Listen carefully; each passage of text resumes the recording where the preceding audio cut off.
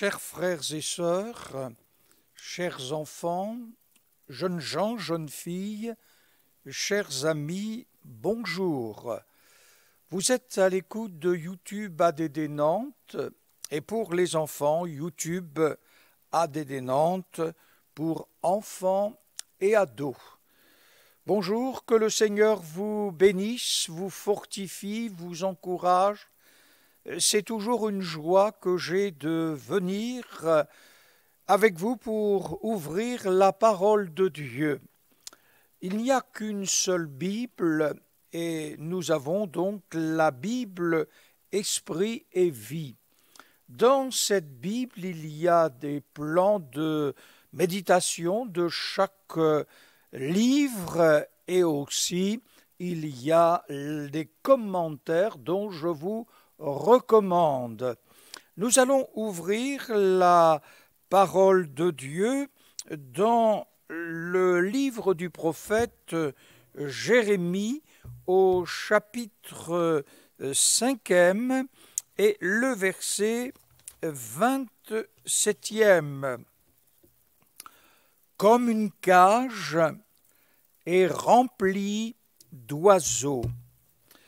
Nous allons faire une seconde lecture dans l'évangile de Matthieu, chapitre 13e, le verset 31e. Jésus leur proposa une autre parabole.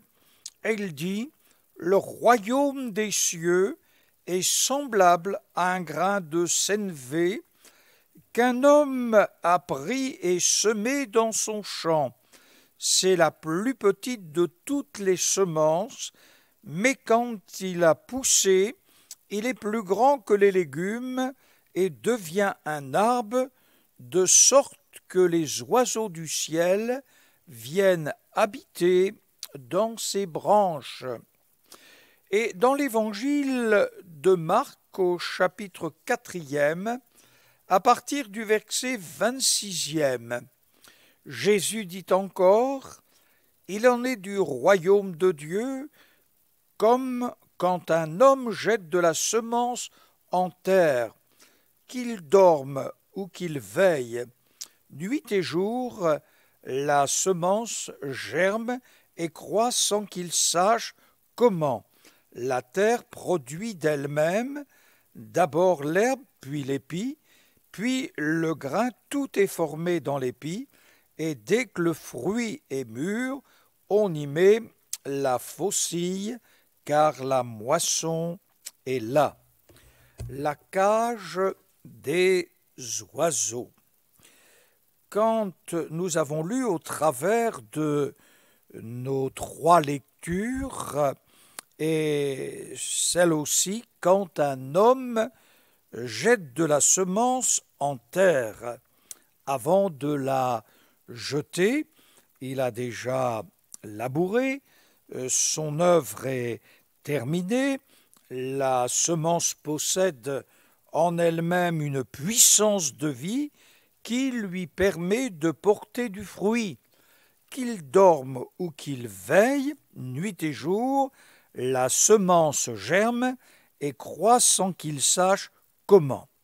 Cela n'exclut pas, mais exige les pluies du ciel et l'influence du soleil.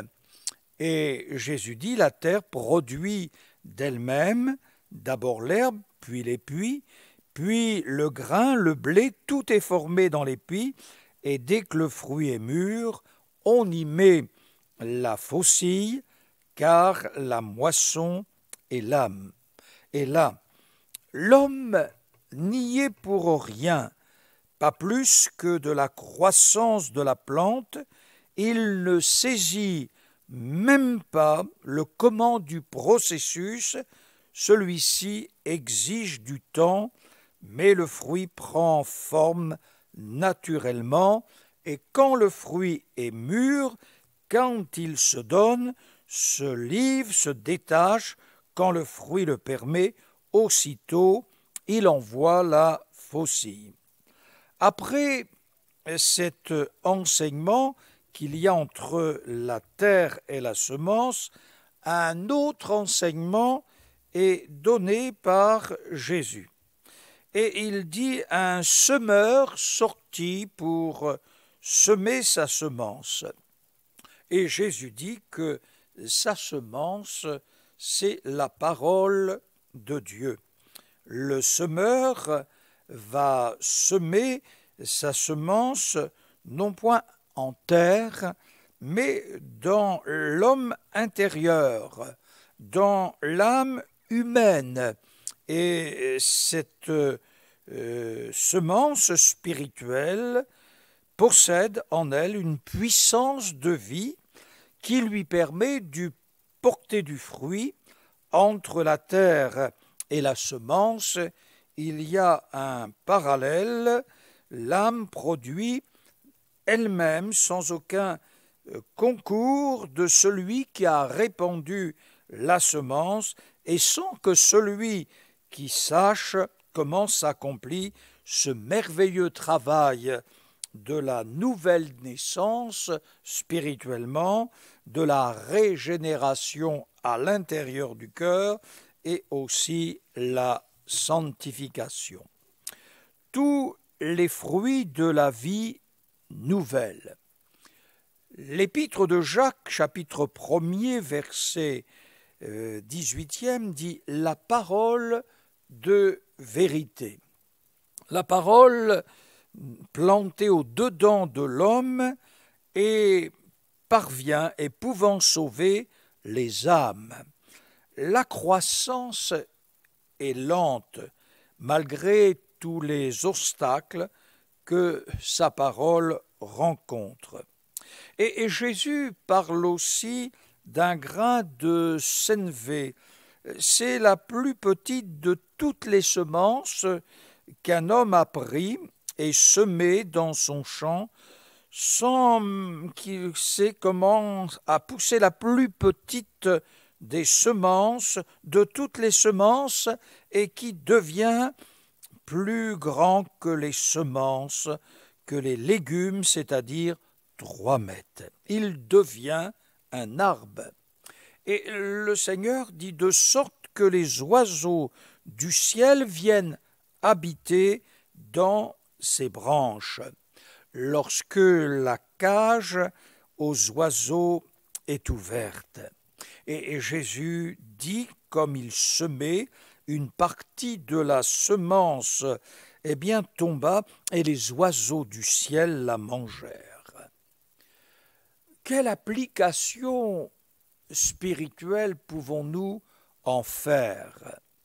C'est que les oiseaux du ciel sortent de cette cage, ils sont dans l'arbre et ils surveillent le travail de la semence et cherchent eux-mêmes à picorer, à enlever la semence. Jésus dira, le diable vient et enlève de leur cœur la parole, de peur qu'ils ne croient et soient sauvés. Le diable craint, il a peur que l'être humain, lorsqu'il est au contact de la parole de Dieu, lorsqu'il écoute la parole de Dieu, lorsqu'elle fait son œuvre dans le cœur de l'être humain, le diable a peur qu'il croie et que l'homme soit sauvé.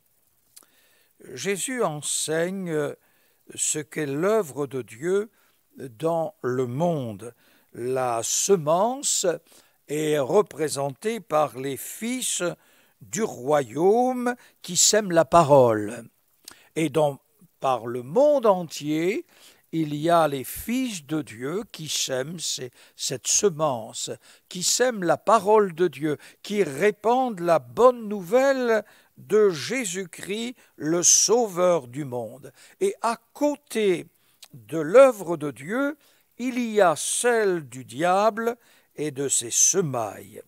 Jésus a mis en garde les disciples contre le levain des pharisiens, contre le levain des sadducéens et contre le levain des hérodiens. Le levain des pharisiens est une piété hypocrite de propre justice, le levain des Sadducéens est l'erreur, et le formalisme, le levain des Hérodiens, et celui des convoitises mondaines, l'orgueil de la vie et la jouissance du péché et la politique dans l'Église. Ce sont les ouvriers trompeurs, agents de Satan déguisés en anges de lumière, les loups ravisseurs qui s'introduisent au sein du troupeau, les faux prophètes parmi le peuple qui renient le Seigneur qui les a rachetés.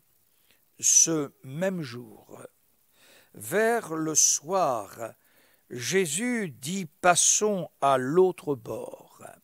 Il était fatigué de la journée et là, le Seigneur va s'endormir et les disciples sont en train de ramer. Cela devait être impressionnant de voir Jésus dormir, s'endormir. N'est-il pas le Fils de Dieu?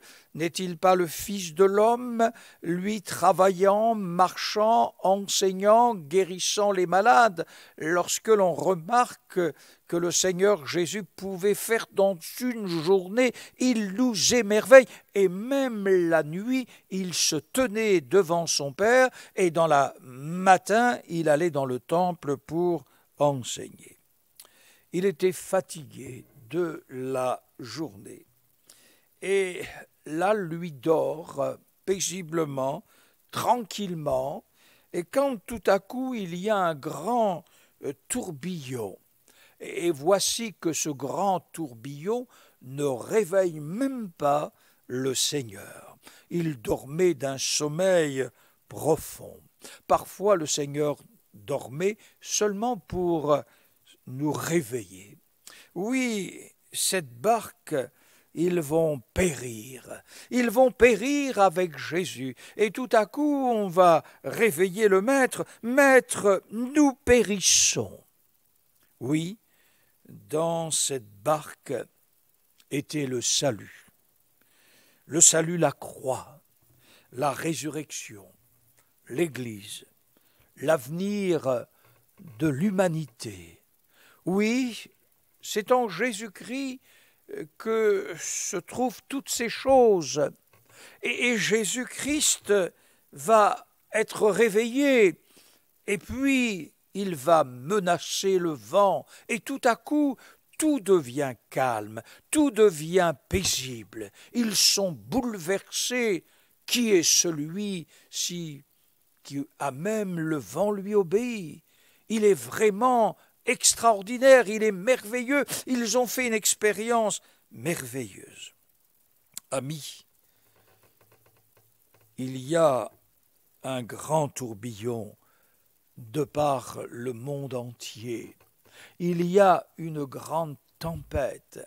Et lorsque l'on écoute les hommes, les femmes qui nous entourent et que nous partageons, certains et beaucoup disent, nous n'avions point pensé qu'une telle épreuve pouvait nous arriver, ce confinement, ce virus, ce coronavirus, ce Covid-19. Non, personne, nous ne pensions pas qu'une telle épreuve pouvait nous arriver mondialement. Nous ne pensions pas qu'une telle souffrance, nous ne pensions point ce que nous enregistrons, tant de morts et tant de morts et tant de souffrances. Notre vie est bouleversée, nos habitudes sont bouleversées. Nous voyons nos personnes qui nous quittent, nous sommes endeuillés, nous ne pouvons point faire les services funèbres, nous sommes déstabilisés dans ce que nous voyons et entendons. Oui, combien celui qui est ressuscité, Jésus-Christ, et qui est dans la gloire éternelle, a besoin de nous rassurer dans nos cœurs. Il est dans la gloire éternelle. Puissions-nous crier vers lui et retrouver le chemin de la lecture de la parole de Dieu. retrouver le chemin de la croix du calvaire, donner notre vie à Dieu, être régénéré, sanctifié, avoir cette paix de Dieu, c'est le moment de faire le point. La semence a peut-être été étouffée, ravie par toutes sortes d'oiseaux qui sont sortis de leur cage et qui ont picoré notre foi, qui ont déstabilisé notre cœur, et nous sommes là placés devant ce grand tourbillon. Oui, c'est le moment de refaire le point. C'est le moment peut-être de réouvrir la Bible, de continuer à l'ouvrir, que cette parole de Dieu nous soit là pour nous rassurer, que l'Esprit de Dieu éclaire notre âme et que l'Esprit de Dieu nous rassure dans notre homme intérieur, que la paix de Dieu garde nos cœurs et nos pensées en Jésus-Christ. Oui, celui qui est né d'en haut, à l'Esprit de Dieu en lui, et il est conduit par le Saint-Esprit. Et chers amis, vous pouvez aussi expérimenter cette nouvelle naissance. Chers jeunes, vous pouvez aussi expérimenter cette nouvelle naissance. Chers enfants, vous pouvez expérimenter cette nouvelle naissance en donnant votre cœur au Seigneur, en nourrissant votre âme de la parole de Dieu, et que Dieu vous bénisse. Qui est donc celui qui est capable de mettre la paix dans ce monde? N'est-ce pas le prince de la paix? La grâce de Dieu vous accompagne. Vous qui traversez des moments difficiles, nous allons prier avec vous. Vous qui traversez les moments de la maladie, de la souffrance, du deuil, de l'inquiétude, nous voulons que le Seigneur, qui au travers de notre barque sur le monde, nous donne une parole. Il veut rassurer notre cœur, il veut nous faire grâce. Que Dieu vous bénisse et chantez dans vos maisons la gloire de Dieu. Ayez ce moment de culte, d'adoration, louez-le, et le Seigneur va transformer votre cœur et mettre la paix dans votre cœur. Nous prions Dieu, que Dieu vous bénisse. Seigneur notre Père céleste, dans ce culte d'adoration, nous te louons et nous te bénissons. Nous chantons la gloire du ressuscité. Et nous voulons te prier qu'au travers de ce grand tourbillon, Seigneur, que nous vivons à l'échelle internationale, avec cette plaie, cette pandémie du coronavirus, du Covid-19, viens à notre aide pour lutter ce combat, Seigneur, ce virus qui est invisible, mais qui est rendu visible par toutes ces actions destructives. Nous te prions de consoler les cœurs dans ces familles qui sont endeuillées par un être cher. Nous te prions aussi de soutenir le corps médical, de soutenir celles et ceux, Seigneur, qui sont là, entourant et aidant le corps médical. Et nous voulons te prier pour qu'une grâce particulière les soutienne, qu'ils soient fortifiés, encouragés aussi par le Seigneur. Nous te bénissons dans le beau nom de Jésus. Amen.